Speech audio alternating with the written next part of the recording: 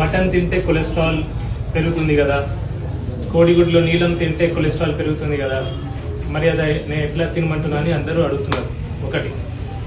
ఒకటి డైటరీ కొలెస్ట్రాల్తో బ్లడ్లో కొలెస్ట్రాల్ పెరగదు. మనం కొలెస్ట్రాల్ తింటే రక్తంలో కొలెస్ట్రాల్ పెరగదు. డైటరీ కొలెస్ట్రాల్ తినే కొలెస్ట్రాల్తో ఓన్లీ 10 to 15% మాత్రమే బ్లడ్లో కొలెస్ట్రాల్ పెరుగుతుంది. సో మరి కొలెస్ట్రాల్ ఎక్కడ తయారవుతుంది, ఎందుకు పెరుగుతుంది అంటే లివర్లో తయారవుతుంది. ఆ దేవుడు లివర్కి పని ఇచ్చాడు కొలెస్ట్రాల్ తయారు చేసేది.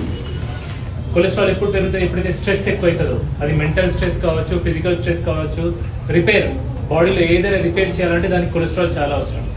బాడీలో హార్మోన్స్ అన్ని తయారు కావాలంటే దానికి కొలెస్ట్రాల్ అవసరం.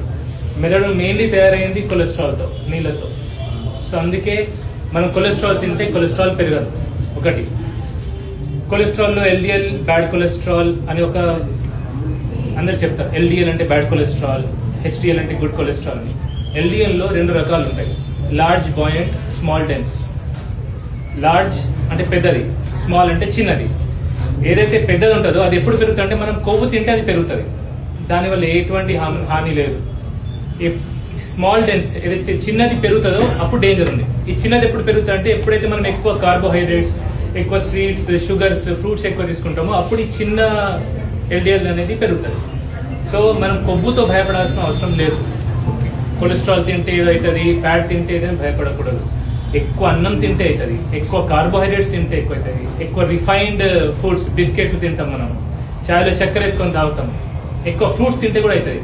ఎందుకంటే ఎక్కువ ఫ్రూట్స్ లో ఫ్రక్టోస్ ఉంటుంది, ఫ్రక్టోస్ డైరెక్ట్లీ లివర్కి వెళ్తుంది.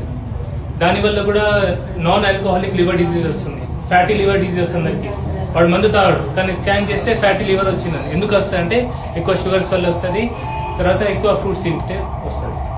2, అందరికి మటన్ తినమంటున్నా, కోడిగుడ్డు తినమంటున్నా, నెయ్యి తినమంటున్నా. మరి వెజిటేరియన్స్ ఏం తినాలి అంటే వెజిటేరియన్స్ మీరు రీసెర్చ్ చేయండి. వెజిటేరియన్స్ లో లెస్ ఆక్సిలేట్ తక్కువ ఉన్న కూరగాయలు తినాలి. ఏవి? సోరకాయ, బీరకాయ, బూడిద గుమ్మడికాయ, దోసకాయ, క్యారెట్. పప్పులలో సేఫ్ ఏదంటే పెసరపప్పు. ఇది సెకండ్. నేను ఇది తినమని అంటలేను, అసలు మిమ్మల్ని ఏం తినొద్దు అంటలేను, నాకు తెలిసింది మీకు చెప్తున్నా. ఓకే. 3వది, ఇప్పుడు ఇక్కడ హైదరాబాద్ నుంచి ఎంతమంది? విజయవాడ, ఒంగోలు, ఆంధ్ర నుంచి ఎంత? బెంగళూరు నుంచి వచ్చారా ఎవరైనా? బెంగళూరు నుంచి వచ్చారా?